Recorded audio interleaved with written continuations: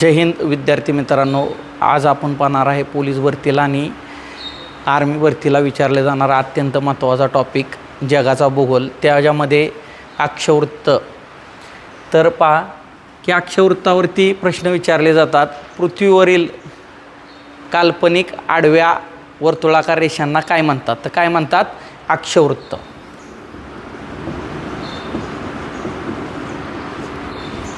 आता त्यानंतर प्रश्न विचारला जातो, पृथ्वीच्या मध्यातून जाणाऱ्या अक्षवृत्तास काय म्हटलं जातं?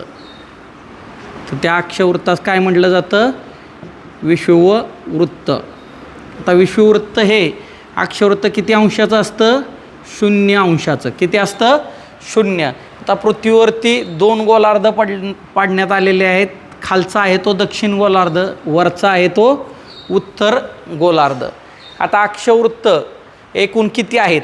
तर दक्षिण गोलार्धात एकूण अक्षवृत्त येतात 90 आणि उत्तर गोलार्धात 90. 90 आणि 90 180. आणि जे 0 अंश अक्षवृत्त म्हणजे आपण त्याला काय म्हणतो? विषुववृत्त. म्हणजे एकूण किती अक्षवृत्त आहेत? 181. आता अक्षवृत्तासंदर्भात महत्त्वाचे प्रश्न काय विचारले जातात? तर पृथ्वीच्या मध्यातून जे अक्षवृत्त जातं त्याला काय म्हणतात? विषुववृत्त. त्याच पद्धतीनं दक्षिण गोलार्धात 23.5 अंश असणाऱ्या अक्षवृत्तास काय म्हणतात? तर काय म्हणतात? मकर वृत्त.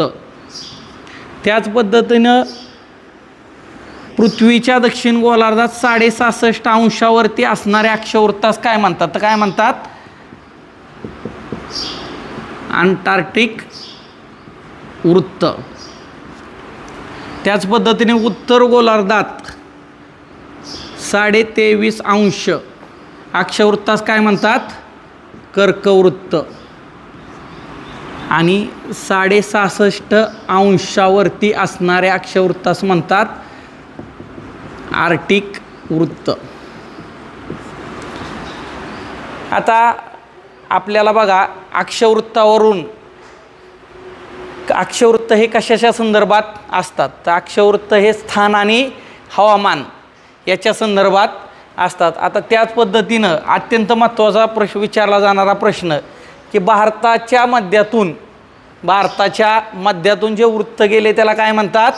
कर्कवृत्त. आणि कर्कवृत्त भारताच्या किती राज्यातून गेले? तर 8 राज्यातून गेलेले. आता थोडेसे काटन्य पातळी हार्ड प्रकारे विचारली जाऊ लागलेले आहे. तर भारताच्या 8 राज्यातून कर्कवृत्त गेलेलं आहे.